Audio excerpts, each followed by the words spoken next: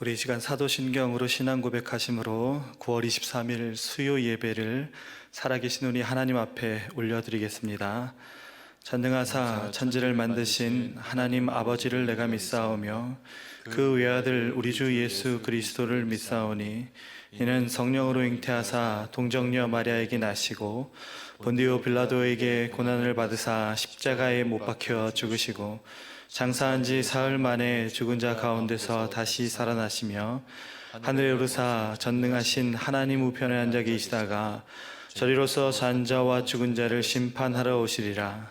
성령을 믿사오며 거룩한 공회와 성도가 서로 교통하는 것과 죄를 사하여 주시는 것과 몸이 다시 사는 것과 영원히 사는 것을 믿사옵나이다. 아멘. 찬송가 438장입니다.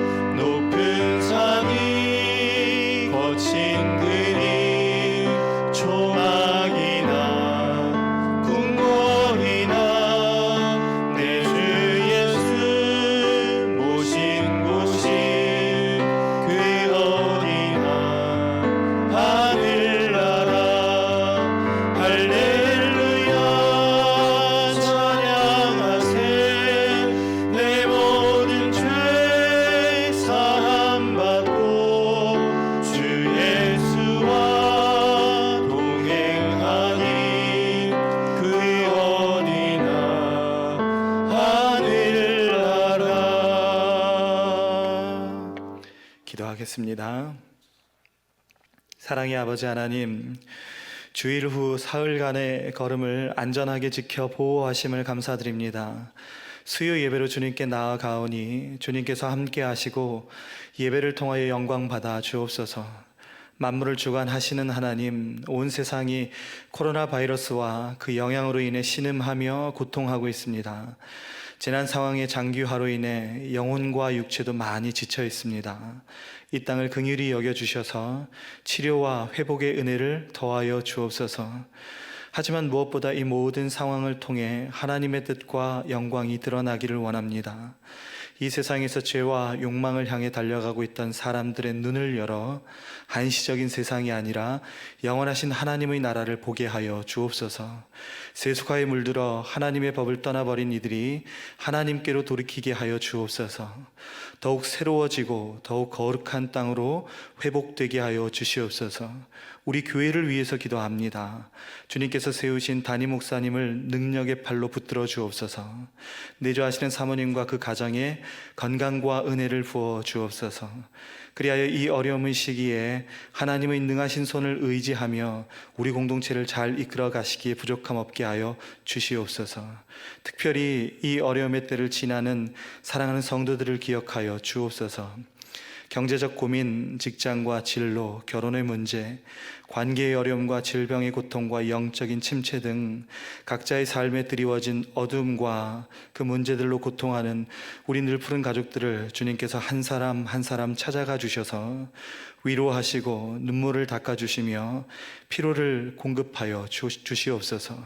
주님 나라와 이 민족을 위해 기도하기 원합니다. 대통령과 위정자들이 하나님을 두려워하는 마음과 국민을 사랑하는 마음으로 나라의 살림을 살아가게 하여 주시옵소서. 그래서 하나님의 뜻 안에서 온전하고 거룩한 나라로 세워져 우리의 다음 세대가 그 땅에서 세상을 섬기고 축복하는 복된 민족이 되게 하여 주시옵소서. 국내외에서 주님 나라를 세워가는 주의 종들의 사역 가운데 큰 능력과 도움을 주셔서 부족함 없이 사역하며 영혼 결실의 아름다운 열매를 맺게 하여 주시옵소서. 이 시간 말씀 앞에 우리를 세우기 원하오니 성령께서 우리에게 조명하여 주셔서 주님의 말씀이 세상을 이기는 검이 되게 하시고 우리를 인도하는 등과 빛이 되게 하여 주시옵소서. 모든 감사와 영광을 우리 주님 앞에 올려드리오며 이 모든 말씀 존귀하신 우리 구주 예수님의 이름으로 기도드리옵나이다. 아멘. 하나님의 말씀을 함께 보시겠습니다. 마태복음 13장 44절부터 46절까지의 말씀입니다.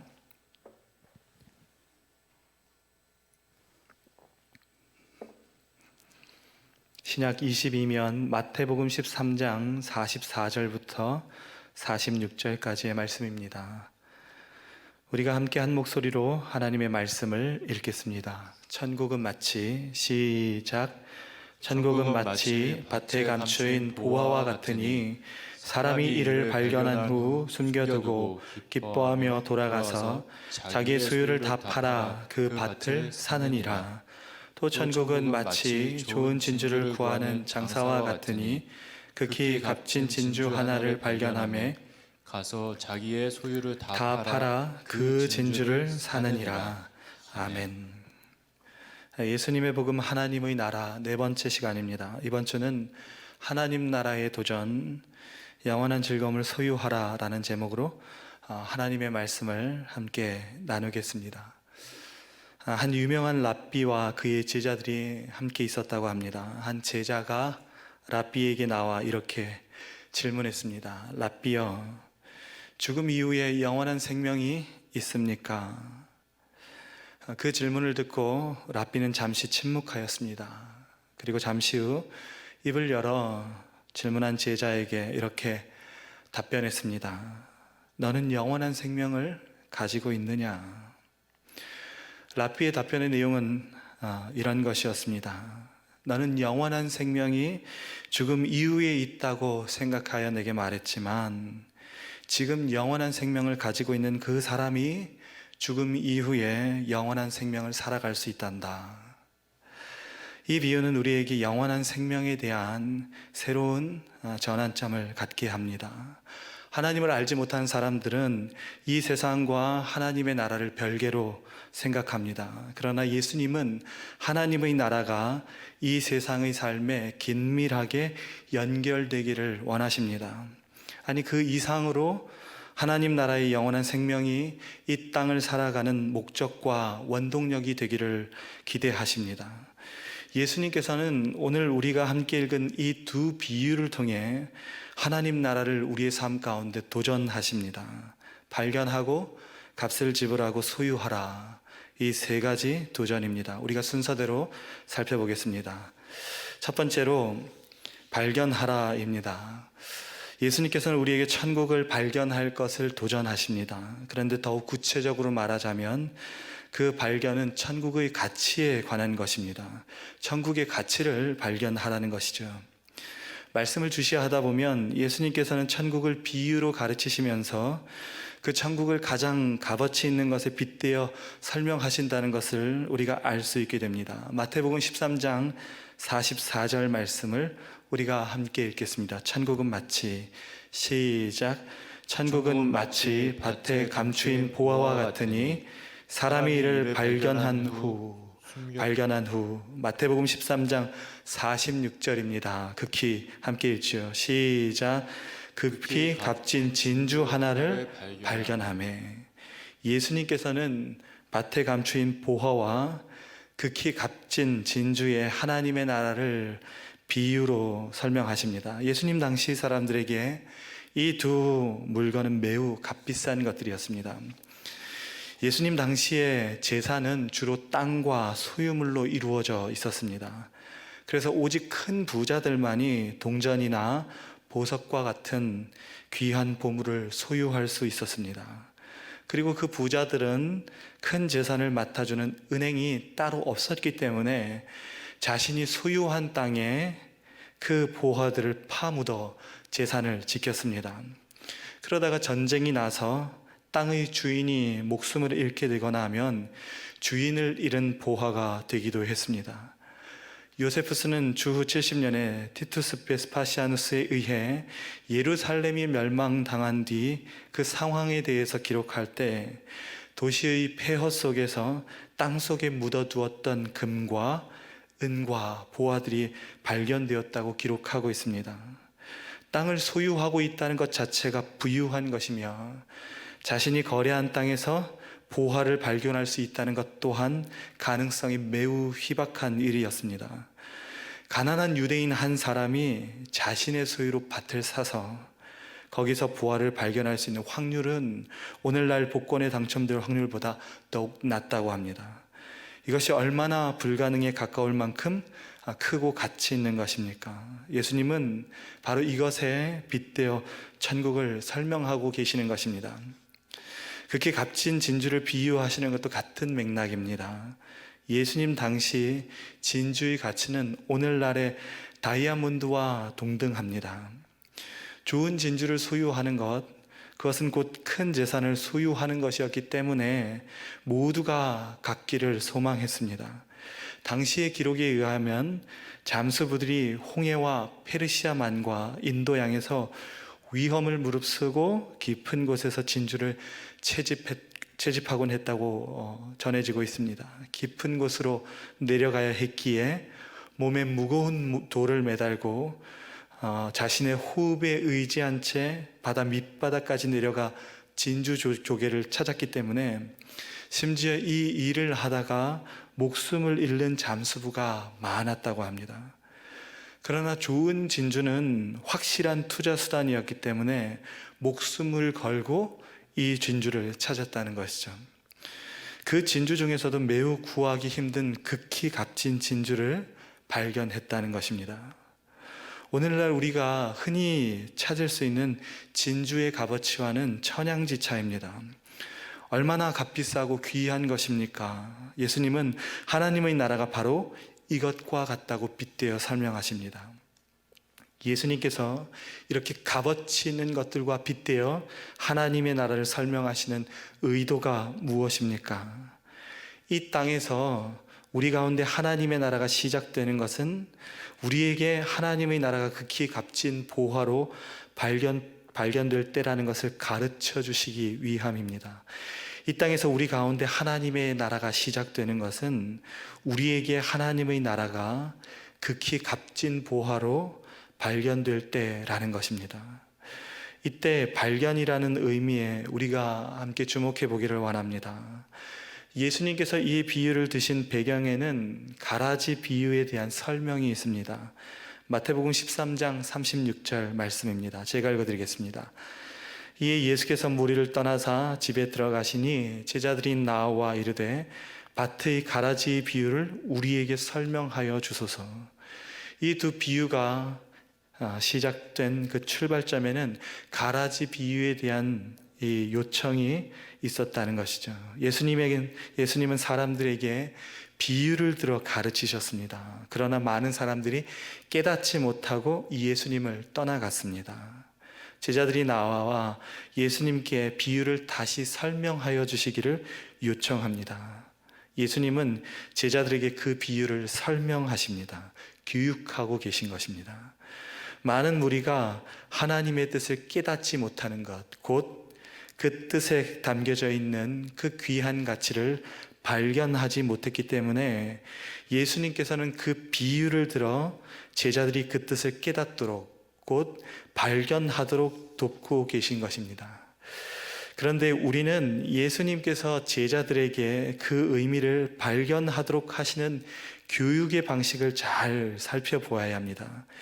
예수님은 지금 단순히 사상이나 정보를 제자들에게 제공하시는 것이 아니라 그들의 마음을 향해 가르치고 계시다는 것을 알 수 있습니다. 그들의 마음을 일깨우시는 것입니다. 달리 표현하면 그들의 마음 안에 있는 욕망을 자극하고 계신 것입니다. 밭에 감추인 보화 그리고 극히 값진 진주를 통해 그들의 마음 가운데 어떤 선한 욕망이 형성되도록 불어넣고 계시다는 것입니다. 단지 정보를 제공하시는 것이 아닙니다. 마음 안의 욕망을 일깨우시는 것이죠. 그것을 소유하고 싶고 갖고 싶은 갈망을 불어넣으시는 것입니다. 제임스 스미스 교수는 이러한 예수님의 독특한 교육에 관해 이렇게 설명합니다. 교육이 무엇보다도 우리가 무엇을 아는가의 문제가 아니라 우리가 무엇을 사랑하는가의 문제라는 것입니다. 예수님께서는 하나님의 나라를 비유로 설명하실 때 의도적으로 우리 마음에 깊이 욕망할 수 있는 대상을 매개체로 설명하고 계십니다. 밭에 감추인 수많은 양의 보화, 극히 값진 진주와 같이 사람들이 탐내고 사랑하고 욕망할 수 있는 대상을 들어 가르치고 계시는 것입니다. 그 이유가 무엇입니까? 제임스 스미스 교수는 다음과 같이 설명합니다.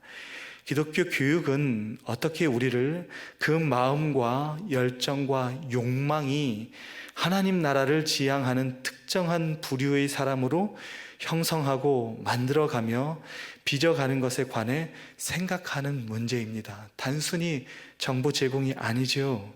예수님의 교육의 목적은 단순한 정보 제공 아닙니다. 그 마음과 몸이 새롭게 형성된 하나님의 나라라는 욕망을 따라서 살아가도록 만드는 사람을 만드는 것에 예수님의 교육의 목적이 있는 것입니다. 제임스 스미스 교수는 연이어 이렇게 덧붙여 설명합니다. 하나님의 나라를 욕망하는 급진적인 제자들을 형성하는 것이 기독교 교육과 예배의 근본 목적입니다. 그 욕망의 궁극적인 대상이 무엇입니까? 바로 하나님의 나라입니다. 이것이 바로 하나님의 나라를 발견한 사람의 진정한 모습입니다. 단지 지적으로 동의하는 것 또는 언젠가는 내가 그곳에 가게 되겠지라는 식의 메마른 신앙 고백이 아닙니다. 그것은 하나님의 나라를 제대로 발견한 것이 아니라고 꼬집고 있는 것입니다. 돌이켜보면 제가 어릴 적 보았던 신앙의 풍경은 하나님의 나라와 매우 밀접했습니다. 비 오고 난 뒤 뭉게구름 사이를 뚫고 한 줄기 햇빛이 지면까지 내리쬐는 그런 멋진 장관이 펼쳐질 때면 함께 보고 계시던 어른들 중에서 누군가가 저렇게 우리 주님이 오시려나 라고 나지막히 내뱉곤 했습니다. 매일 저녁이면은 하얀 옷을 갖춰 입고 예배하고 기도하며 하나님의 나라를 기다리시던 어른들의 모습이 지금도 뇌리에 생생히 남아 있습니다. 그 모습을 보고 자라던 우리들은 어른들의 삶을 보며 하나님의 나라를 배우고 또 소망할 수 있었습니다. 그래서 비록 두 발은 이 땅을 디디고 있지만 우리의 마음은 늘 하나님의 나라를 향할 수 있었던 것이죠. 그런데 오늘날의 문화는 우리의 삶 속에서 하나님 나라와 영원한 시간을 지우려 듭니다. 있을지 없을지 모르는 나중과 영원이라는 시간이 아니라 손에 잡히는 지금과 현재의 가치에 집중하라고 가르치는 것이죠. 그러다 보니 우리의 시선은 하늘이 아니라 땅에 두고 영원이 아니라 지금에 두며 살아갑니다. 우리의 입술은 하나님의 나라보다 세상의 화제거리로 채울 때가 많이 있습니다. 영원한 보화로 채워야 할 우리의 마음이 변하고 썩어져 가는 것을 본성으로 하는 세상의 것들로 채우다 보니 상하고 메말라가고 식어져 갈 때가 있게 되는 것입니다. 이런 우리를 너무나 잘 아시기에 예수님은 하나님의 나라를 발견할 것을 도전하십니다. 하나님의 나라를 욕망할 것을 우리에게 말씀하십니다. 하나님 나라를 발견한 사람은 하나님 나라의 가치를 알고 그 나라를 사랑하며 그 나라를 간절히 욕망하는 것입니다. 우리의 마음이 영원한 하나님 나라를 향한 발견, 그 거룩한 욕망으로 가득 채워지기를 축복합니다. 두 번째로 값을 지급하라입니다. 예수님께서는 천국의 가치를 알고 사랑하게 되었다면, 그리고 그것을 간절히 욕망하게 되었다면 그 값을 지불하라고 도전하십니다. 두 비유는 공통적으로 값을 지불하는 방식에 대해서 다음과 같이 동일한 표현으로 기록하고 있습니다. 마태복음 13장 44절과 13장 46절 말씀을 함께 읽겠습니다. 숨겨두고 시작. 숨겨두고 기뻐하며 돌아가서 자기의 소유를 다 팔아. 가서 자기의 소유를 다 팔아. 자기의 소유를 다 파는 것입니다. 소비 행위입니다.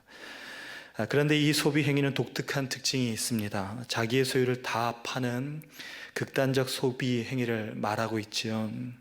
소비 행위에 있어서 핵심은 욕망을 추구하는 것에 있습니다. 소비는 욕망을 대변합니다. 그래서 소비를 통해 욕망을 충족시키며 충족된 욕망 때문에 사람들은 기쁨을 누리는 것입니다. 이것이 소비가 갖고 있는 핵심입니다. 그런데 여기서 예수님께서 비유하신 극단적 소비 행위라는 것은 극적인 기쁨을 강조하기 위해서 두신 장치입니다. 예수님께서는 두 사람 모두 자기의 모든 소유를 다 팔았지만 크게 기뻐하며 만족했다고 말하고 있습니다. 여기에서 강조점은 자기의 소유를 다 파는 것이 아니라 다 팔았지만 극히 기뻐하는 그 만족감에 있습니다. 그런데 이러한 종류의 만족감을 가질 수 있는 이유는 자기가 소비를 통해 얻은 것이 자기가 지불한 비용보다 훨씬 값진 것이라고 생각할 때 나타날 수 있는 반응입니다.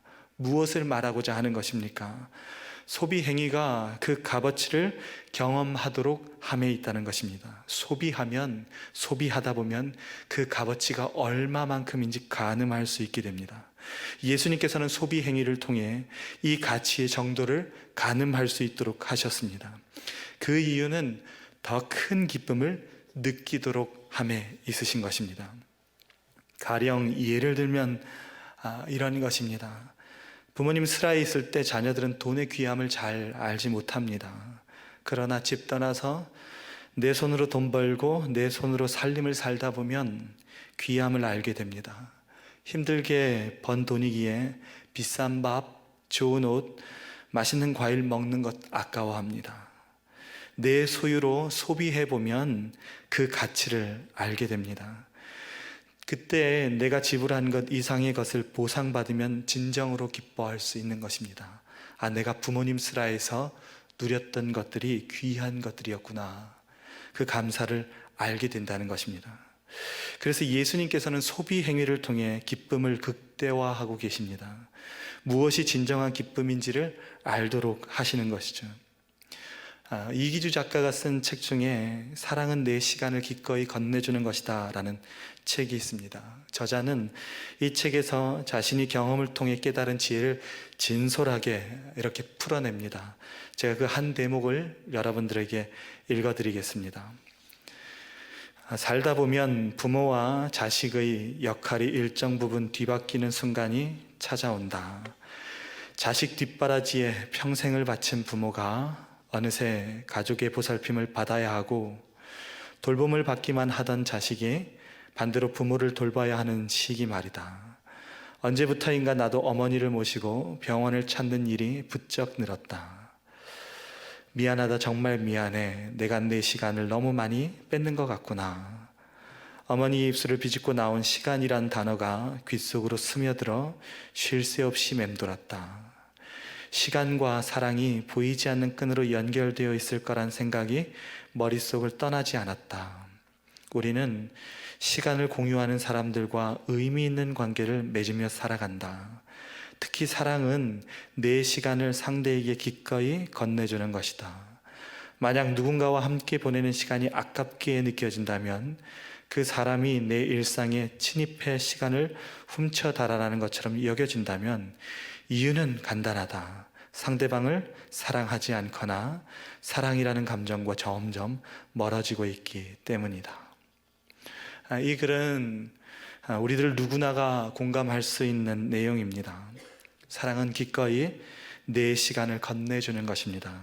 그것을 아까워하지 않는 것이라는 것이죠. 왜냐하면 어머니의 사랑을 깨닫다 보니 어른이 되어서 부모님의 사랑을 이제 깨닫는 나이가 되다 보니, 그래서 어머니에 대한 사랑을 표현하다 보니 내가 가진 소유로 소비해보고 내가 가진 시간으로 어머니에게 드리다 보니 자기가 그동안 받아왔던 사랑이 더 크다는 것을 내가 소비해보니 알게 되었다는 것입니다. 내 소유를 모두 소비하여도 내가 받은 보상이 더욱 크고 귀하다는 만족감, 이것이 진정한 기쁨의 모습입니다. 그래서 신앙생활을 하다 보면 더 나누고 베풀고 헌신하는 사람들이 도리어 더 기쁨을 갖고 살아간다는 것을 볼 때가 많이 있습니다. 예수님은 우리가 하나님의 나라를 욕망하며 우리의 모든 소유를 들여 그 나라를 향해 소비하며 살아가기를 도전하십니다. 왜냐하면 그 소비가 하나님 나라의 가치가 얼마나 큰 것인지를 보여줄 것이기 때문입니다. 우리의 소유가 하나님 나라를 얻는 것과 비교해서 얼마나 값어치 없는 것인지, 하나님께서 자격 없는 초라한 자들에게 얼마나 큰 보화를 거저 주셨는지를 삶을 통해서 깨닫도록 하기 위함입니다. 그때 우리는 비로소 진정한 기쁨 가운데 살아갈 수 있습니다. 이 기쁨이야말로 세상이 줄 수 없는, 하나님만이 주실 수 있는 보배로운 기쁨입니다.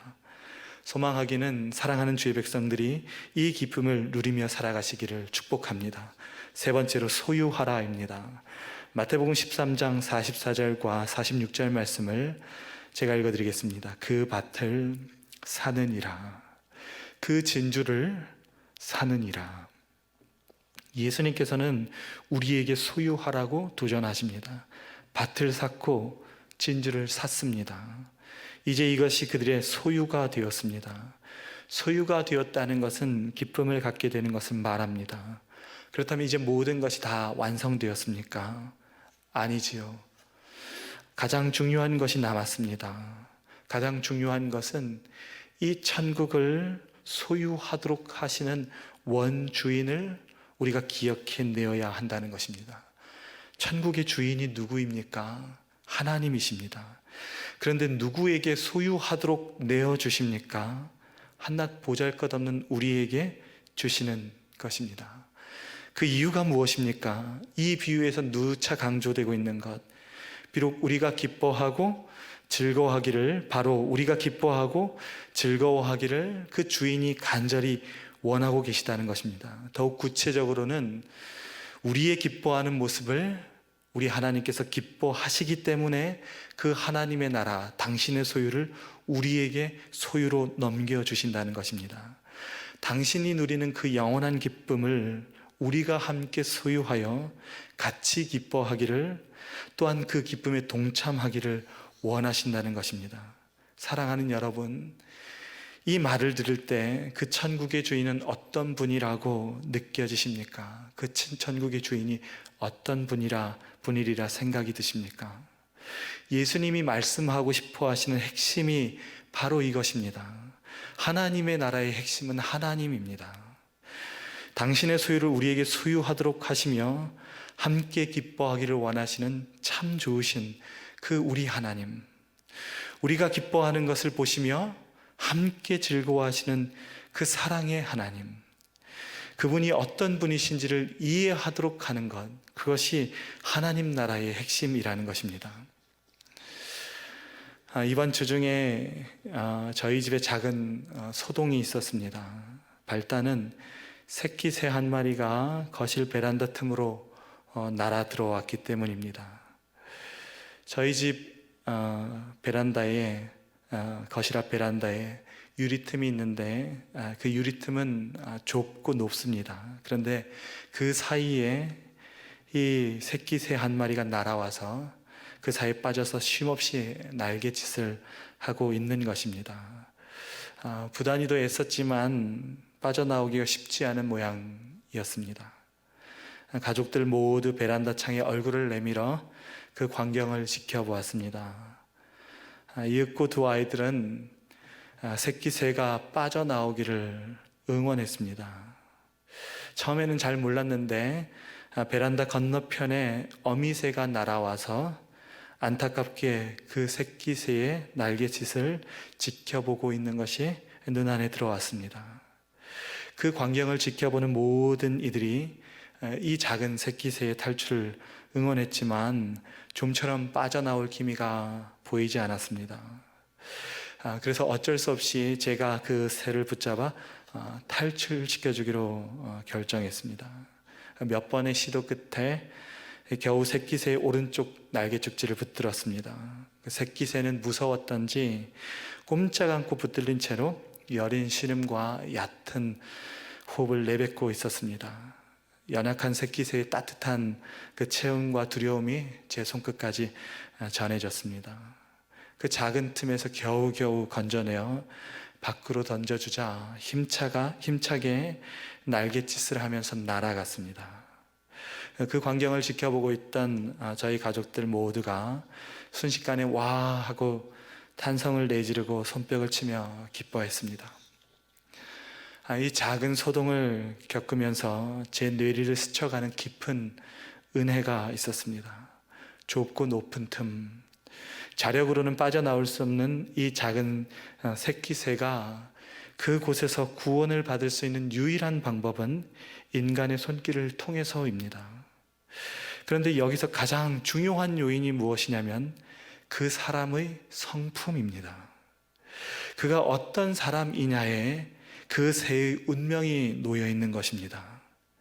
그 새의 고통을 공감하고 갇혀있는 지경을 안타까워하여 자유롭게 날아가기를 기뻐하는 사람의 손에 있어야 이 새에게 자유의 기쁨이 주어질 수 있는 것이죠. 이것은 하나님과 우리 사이에도 그대로 접목해 볼 수 있습니다. 이 세상에서 우리의 구원은 하나님의 손 안에 있습니다. 여기서 가장 중요한 것이 무엇입니까? 하나님이 어떤 분이신가 하는 것입니다.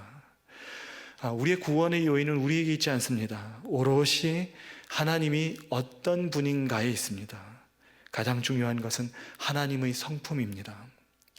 그런데 하나님은 우리의 아픔에 공감하시며 그 고통을 안타까워하십니다.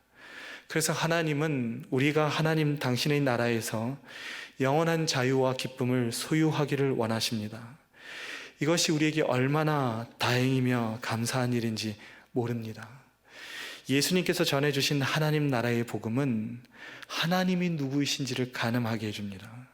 하나님은 우리가 당신의 나라의 기쁨을 소유하기를 원하시는 좋으신 하나님, 사랑의 하나님이십니다. 요한복음 12장 45절은 예수님이 이 땅 가운데 오신 이유, 예수님께서 보여주고 싶어 하시는 것이 무엇인지를 짧게 이렇게 요약합니다. 나를 보는 자는 나를 보내신 이를 보는 것이라. 하나님의 나라는 그 하나님을 발견하고 그 하나님을 기뻐하며 그 하나님의 사랑을 소유하고 누리는 것입니다. 천국을 소유하라, 기뻐하고 즐거워하라 라고 말씀하시는 그 하나님을, 그 사랑의 하나님을, 그 기뻐하시는 하나님을 결코 우리는 잊어서는 안 됩니다. 우리에게 있을 곳을 예비하신 하나님, 영원한 처소를 준비하시고 우리의 소유가 되기를 도전하시는 그 하나님, 하나님의 기쁨이 우리의 기쁨이 되며 우리의 기뻐하는 그 모습을 기뻐하시는 그 하나님, 그 하나님을 우리는 기억해야 합니다. 그것이 예수님이 말씀하시고 싶어 하시는 하나님 나라의 가장 중요한 핵심이기 때문입니다. 바라고 소망하기는 하나님을 통해, 예수님을 통해서 보여주신 하나님과 그의 나라의 영원한 기쁨을 소유하는 주의 백성들 되시기를 축복합니다. 말씀을 정리하겠습니다. 예수님은 우리에게 하나님의 나라를 이 땅에서 살아갈 것을 도전하십니다. 그것은 구체적으로 세 가지입니다. 발견하고 값을 지불하고 소유하라는 것입니다. 그런데 여기서 한 가지를 더 덧붙여야 합니다. 이 비유의 마지막은 이렇게 끝맺음 됩니다. 마태복음 13장 51절 52절 말씀을 우리가 한 목소리로 함께 읽겠습니다. 이 모든 것을 시작. 이 모든 것을 깨달았느냐 하시니 대답하되 그러하오이다. 예수께서 이르시되 그러므로 천국의 제자된 서기관마다 마치 새 것과 옛 것을 그 곳간에서 내오는 집주인과 같으니라. 예수님이 말씀하셨던 천국 비유의 마지막 부분입니다. 이렇게 매듭짓지요. 이 모든 것을 깨닫는 자는 예수님의 가르침을 깨달았기 때문에 율법학자, 곧 하나님의 말씀에 정통한 알게 된 천국의 서기관 같다라고 말씀하고 계십니다. 그리고 새 것과 옛 것을 통하여 율법의 진정한 목적을 깨닫고 그 보화를 소유하였기 때문에 천국의 제자들은 그것을 곳간에서 내오게 될 것이라는 것입니다. 곳간에서 내온다는 의미는 그들이 배운 바를 다른 사람들과 나누는 것을 의미합니다. 예수님께서는 하나님 나라의 비밀을 우리가 발견하고 값을 지불하고 소유하듯 우리를 통해 다른 이들이 그 나라를 발견하고 값을 지불하고 소유하며 하나님의 나라의 즐거움으로 동참할 수 있도록 우리로 하여금 나누기를 도전하시는 것입니다. 소망하기는 우리의 삶에 하나님의 나라를 도전하시는 예수님의 마음을 깨달아 이 세상 살아가는 동안 하나님 나라의 영원한 즐거움을 우리가 소유하고 또한 그 하나님 나라의 영원한 즐거움을 사랑하는 이들에게 나누며 그 나라를 향해 아름답게 나아가는 주의 백성들 되시기를 주님의 이름으로 축원합니다. 기도하겠습니다. 사랑의 하나님 아버지, 이 세상 살아갈 동안 하나님 나라보다 귀중한 보화가 어디에 있겠습니까? 모든 것이 다 변하고 썩어져 버릴 것들인데 영원한 하나님의 나라를 발견하고 기뻐하는 것보다 더 큰 즐거움이 어디에 있겠습니까? 주님, 이 땅에서 살아갈 때에 이 기쁨의 복음, 이 하나님의 나라의 즐거움을 꼭 붙들고 살아가게 하여 주시옵소서. 삶 속에서 힘든 일들과 낙심되는 상황 앞에 서게 되면 흔들리고 좌절하고 하나님의 나라를 놓치고 살아갈 때가 있음을 고백합니다. 주님, 우리를 긍휼히 여기시고 불쌍히 여겨주셔서 하나님의 나라의 약속을 붙들고 견디고 이기며 승리하게 하여 주시옵소서. 또한 우리뿐만 아니라 아직도 이 복음을 알지 못하고 방황하며 살아가는 이들에게 영원한 기쁨을, 이 복음을 전하는 천국의 제자된 서기관으로 살아가게 하여 주시옵소서. 감사의 영광을 우리 주님 앞에 올려드리오며 이 모든 간구 우리 구주 예수님의 이름으로 기도드리옵나이다. 아멘. 예수님께서 가르쳐 주신 기도로 예배를 마치겠습니다. 하늘에 계신 우리 아버지여, 이름이 거룩히 여김을 받으시오며 나라가 임하시오며 뜻이 하늘에서 이루어진 것 같이 땅에서도 이루어지이다. 오늘 우리에게 일용할 양식을 주시옵고 우리가 우리에게 죄 지은 자를 사하여 준 것 같이 우리 죄를 사하여 주시옵고 우리를 시험에 들게 하지 마시옵고 다만 악에서 구하시옵소서. 나라와 권세와 영광이 아버지께 영원히 싸움나이다. 아멘.